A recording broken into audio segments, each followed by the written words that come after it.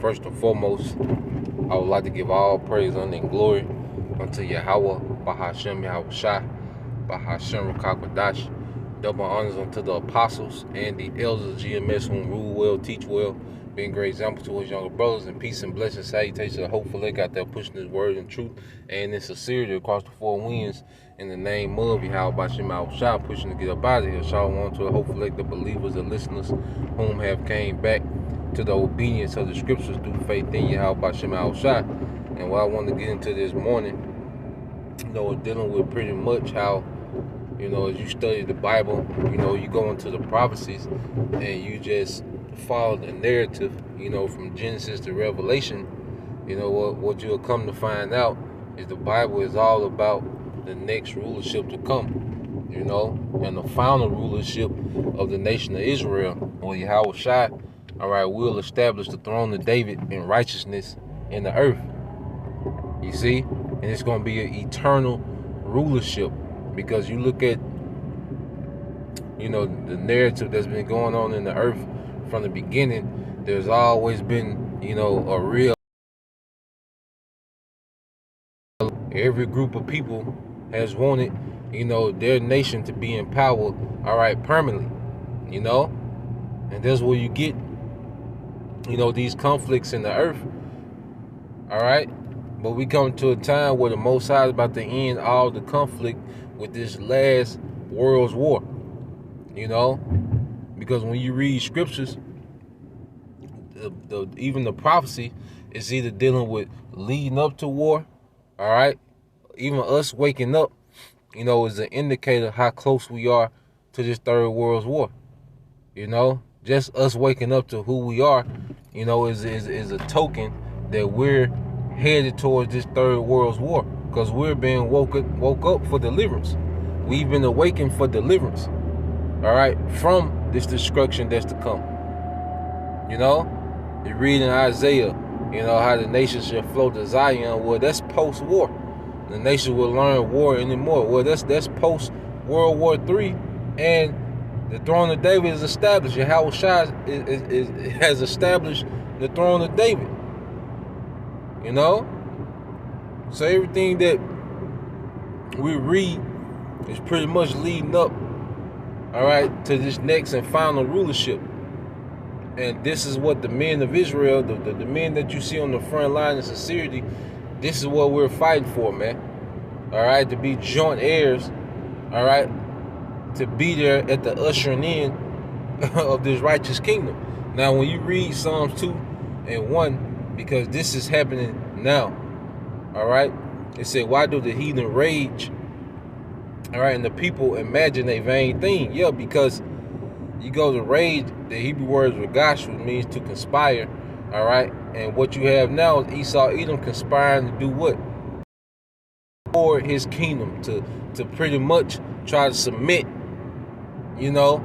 his wicked rulership in the earth. But see, his time is up. But he's conspiring to go past those bounds that are set, by Yahweh Bahashem Yahushua. And it says, the kings of the earth set themselves, and the rulers take counsel together against the Lord Yahweh Bahashem Yahushua and against his anointed, saying, let us break their bands asunder and cast away their cords from us. Yeah, because these at least know who the rightful heirs of the earth are. And he knows the standard that we're going to establish within our rulership, a righteous standard. And Esau Edom wants to do away with that, man. That's why a lot of his propaganda, a lot of his depopulation agenda is aimed towards Jake, man. That's why there's a heavy emphasis on the Israelites, man, especially the Israelite male, because that's where the power comes from. That's where rulership comes from, the men of a nation. You see? And it says, he that sitteth in the heavens shall laugh, the Lord shall have them in derision. Yeah, see, the Most High is overseeing all this, man. You see? And this is a joke to him, what Esau Edom is trying to do, man. It's like watching a 2-year-old trying to lift, a 100-pound dumbbell, man. A 200-pound dumbbell, man. That's what this is likened to. All right, well, an infant trying to lift a 200-pound dumbbell. All right, you would just look at him and laugh, man, because you know that'll never happen, man. You see? And that's how Esau, that's how the Most High, all right, Yahweh Shai, that's how they're looking at Esau Edom. Well, pretty much Yahweh Shai ready to go. You know, the Most High, you know, laughing. Or see Yahweh Shai ready to go, man. You know? Big brother ready to go. Man. And it says, verse 5, it says, then shall he speak unto them in his wrath and vex them in his sore displeasure. He gonna be tired of playing with Esau, man. You see, when the Most High fed up playing with this nigga, we gonna see this place broke down very quickly, man. Because right now, the Most High, you know, there's still long suffering. You know, there's a grace period for, you know, the believers. All right. There's a grace period for the believers to constantly come in and be sealed and built up. But see, when that's accomplished, guess what, man? The Most High gonna turn loose that destruction, man. You know, all the way up until that time he turned loose Yahweh Shai, man, because he gonna be done playing with Esau ass, man. You know, and this place gonna be broken down, man. All right. Verse 6, it says, yet have I set my king upon my holy hill of Zion, man. And that's speaking of Yahweh Shai, man. You see, the Heavenly Father is ready for his son, all right, to establish a throne of David and righteousness in the earth, man. And that's what this thing is about, the next rulership to come, man. All right? This is what we're a part of. This is our belief. You know?